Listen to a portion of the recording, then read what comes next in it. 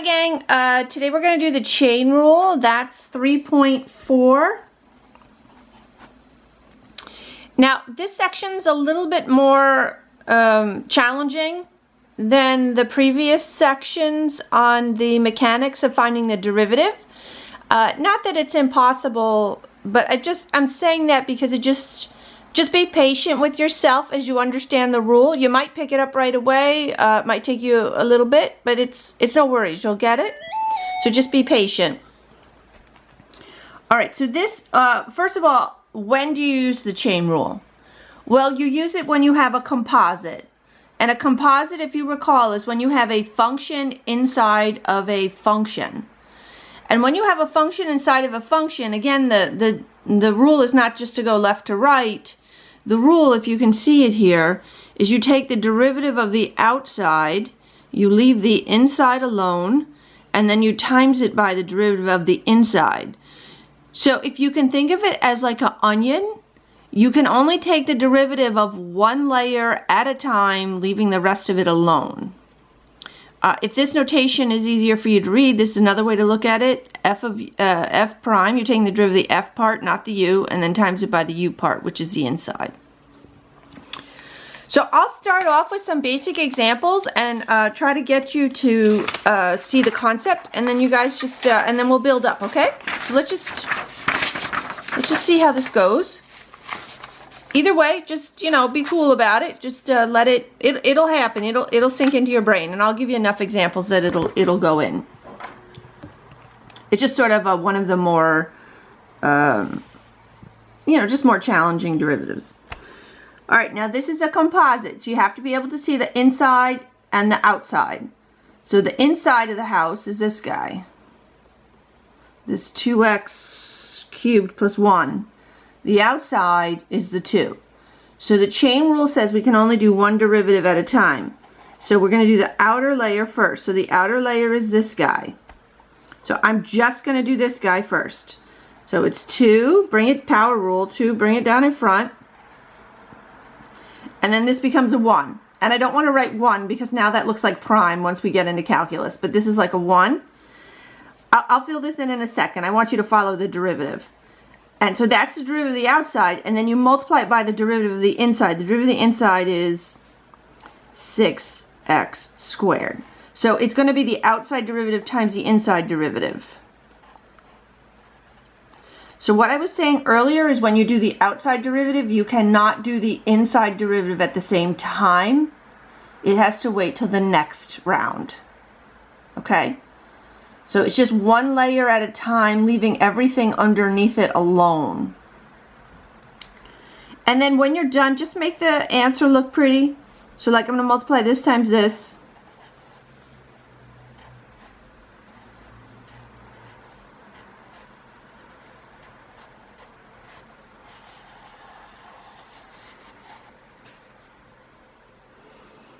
Okay, and that's the final answer.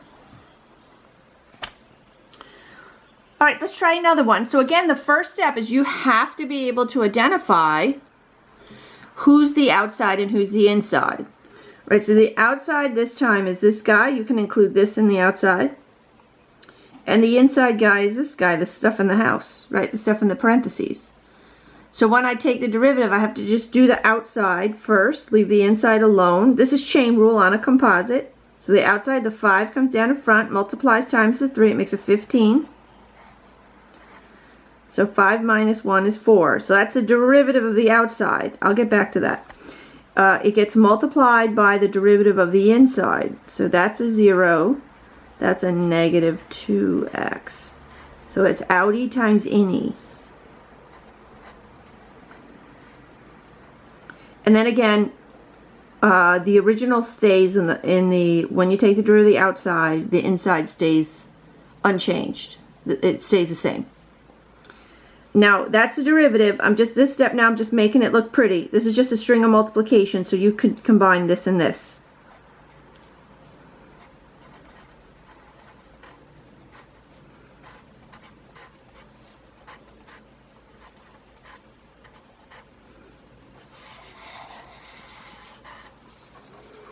All right, and that's the best format for that answer. All right, let's try another one. So again, you have to see the outside and the inside. So on this one, this is the outside, this exponent, and this is the inside, the 9t plus 2. You take the derivative of the outer layer, times it by the derivative of the inner layer. All right, so here we go. That's a very tiny 2/3. Okay, if you can't see it, I'm having trouble seeing it too. It's a very tiny 2/3. So we're going to do the power rule. We bring the 2/3 down in front. We subtract 1 from the 2/3. It's going to leave us with a negative 1/3. We multiply it times the derivative of the inside. Alright, and then the original here was 9t plus 2. Alright, I'm going to make this look pretty.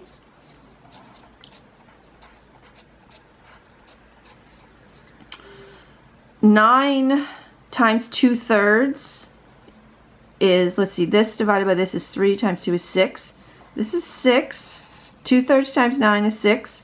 Now this guy's negative, so if you notice, I'm going to flip this guy down. Oh, that's a 9, not a Q.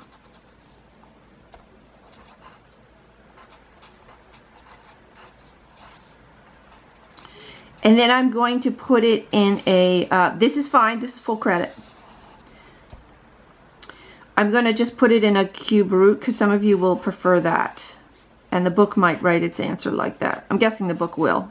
But this guy's full credit. No problem if you do this, okay? This is very nice also.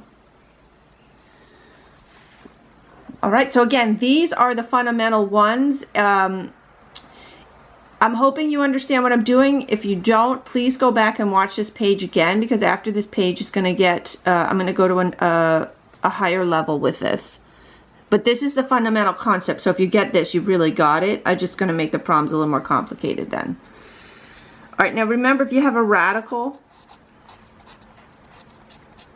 you want to convert it into its fractional equivalent.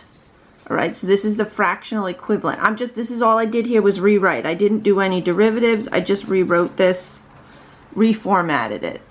So I'm going to do the derivative now with the next step. Alright, the outer layer is the half, the inner layer is the 5 minus 3x. So the derivative of the outer layer is a half, and then this is, you subtract 1, it becomes a minus a half. The derivative of the inside is negative 3. Alright, we keep this the same the first swing through. Let me just squeeze it down here since I'm running out of room. This times this, alright, so this will be negative 3 over 2. And then this comes down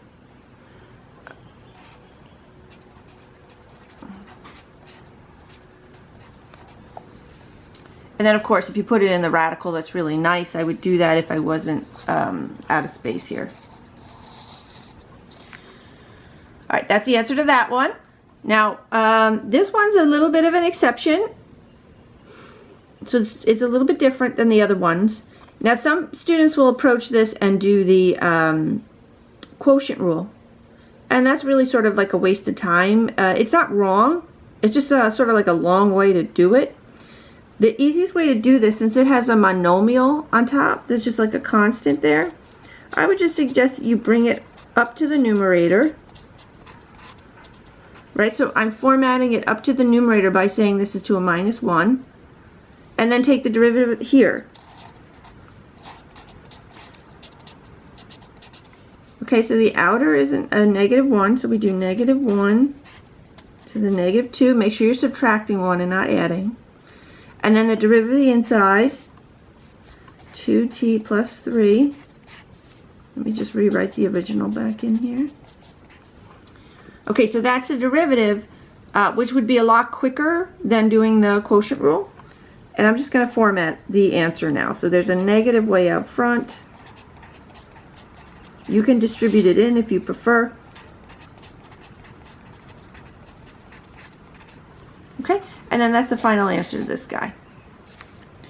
Alright gang, I'm going to end it here in this first video. Again, if you need to see this one again, please go through it again because you want to sort of get the gist of how the rule works before you up the ante on it. All right, gang, catch you again soon. Bye-bye.